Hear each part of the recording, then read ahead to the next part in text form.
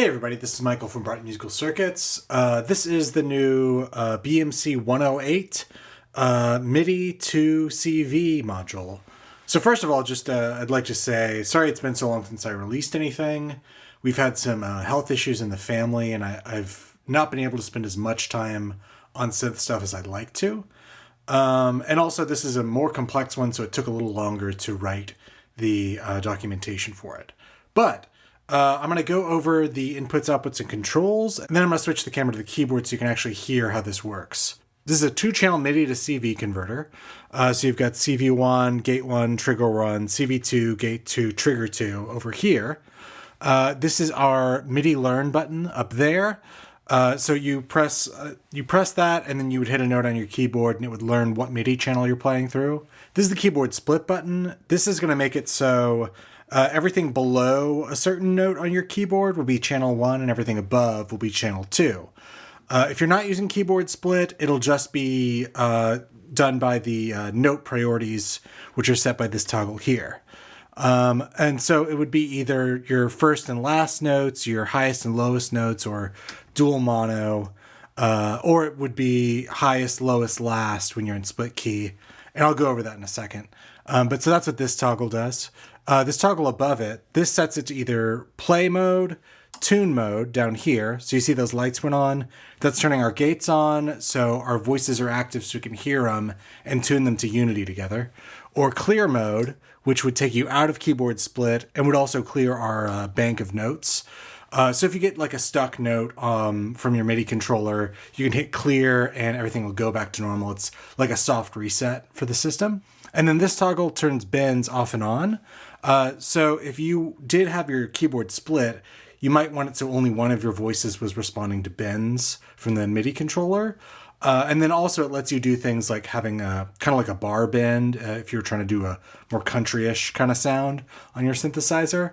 So this toggle here is connected to trigger 2, and it is turning trigger 2 into our MIDI clock output instead. So center position of the toggle, nothing. Up, MIDI clock will be on. Just every quarter note, you're going to get a trigger from here that corresponds with your MIDI clock. And then in ANDed mode, you'll get triggers out here, but only when gate 1 is low. So that means you have to be playing a note in order to get something on your triggers out. So that lets you just have like a perfect quarter time note that you're playing. So yeah, let me go and move the camera, and you can kind of listen to what this is sounding like as I play it. Okay, so I've got my keyboard set up, and I've got a couple of voices, really simple, just saw waves in there. And I'm going to show you the different note priority modes. So we're in standard mode, so I can hit 2 notes anywhere on the keyboard. Right now we have it in first and last mode. So channel 1 is going to be our first note played, and channel 2 be our last note played. And you know, we only have 2 outputs, so if we're hitting more than 2 keys, you need to have some kind of logic to control what's going out there. So channel 1, channel 2, and channel 2 is going to change as I hit new notes. And then if I let go of channel 1, my left finger there, it's going to go to the first note I played with my right hand.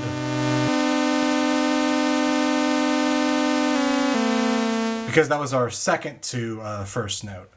And doing it like that is, to me, this is like kind of the most natural way of playing that you have. To me, this feels more like playing kind of a piano, doing it this way. The next note priority is lowest and highest. So I'm going to move my toggle switch. And so the channel 1 is going to be the lowest of all the notes played, and channel 2 be the highest of all the notes played. And this lets you get more of that kind of classic mono synth sort of sound while still being duophonic. So you can go.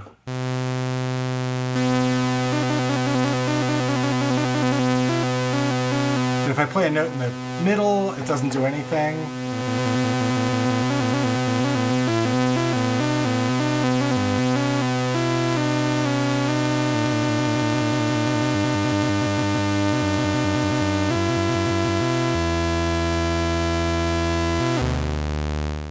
And then next is dual mono mode.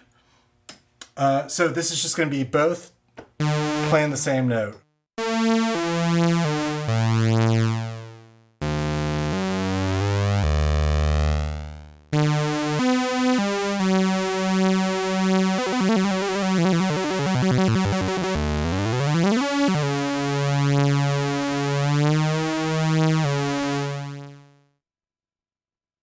And so that's always playing the last note on there. And that's good for doing leads, that you'll automatically have a mult set up. And it's also good for when you're calibrating. You can kind of just go up and down the keyboard to make sure you have unison when you're adjusting the trim pots on this.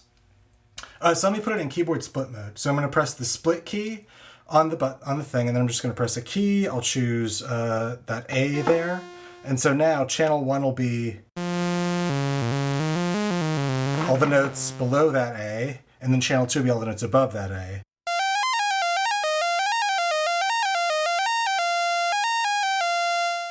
And so that's lowest note logic for that.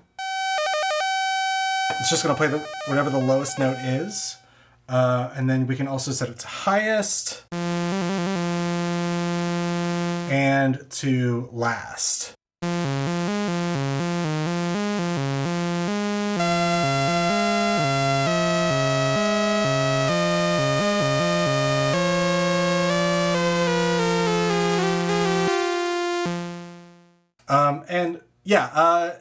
Doing it this way where you have a split keyboard, this way you can play a bass line here and a lead line up here without it being, with just a single keyboard, and you can, do two things at once. Let me see if I can lower it an octave quickly.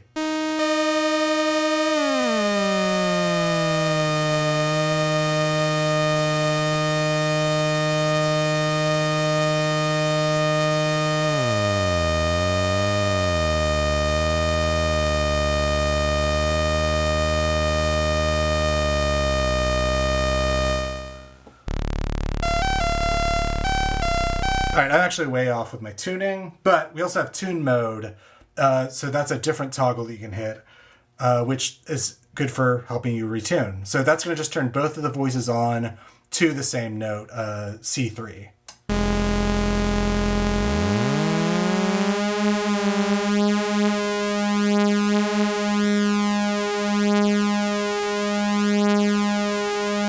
And now we should be back in tune.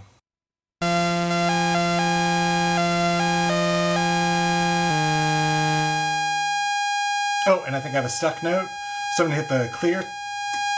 Sometimes that'll happen. I'm going through my DAW's MIDI output instead of straight from the keyboard, and sometimes it gets a little bit of a weird note, especially when you're going into tune mode where there might not be a note off from one of the notes that you'd played previously. And the next thing I want to show is turning bends off and on. So right now, bends are universal. They go to both channels, so...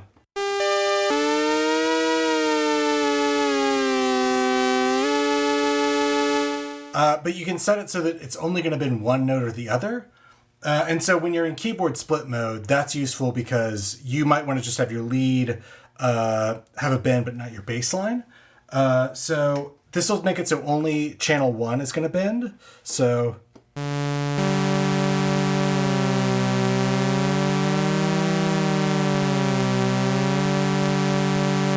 and this will make it so only channel 2 will bend.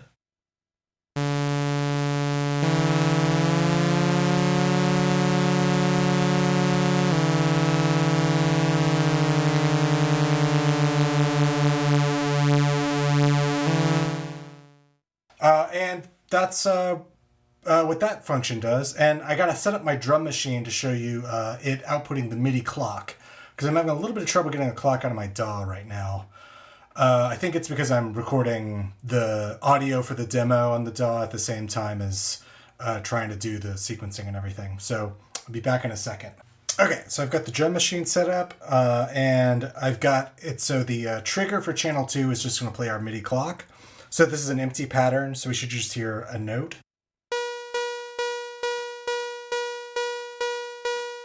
And I'll raise my tempo.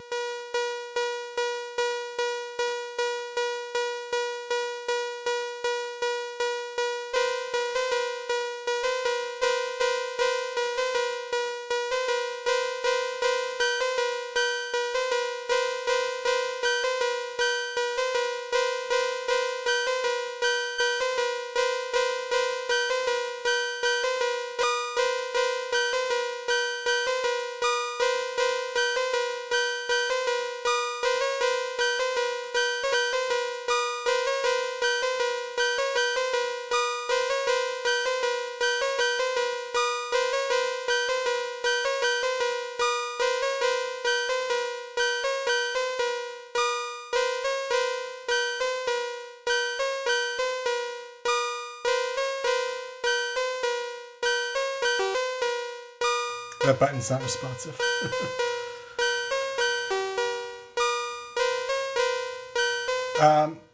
But yeah, so that's some of the functionality of this thing. It's all written up on the build documentation too. Thank you for watching. And I should have more designs coming out in the coming months. Hopefully I have a little more time to work on that kind of stuff. So yeah, thank you so much. Bye.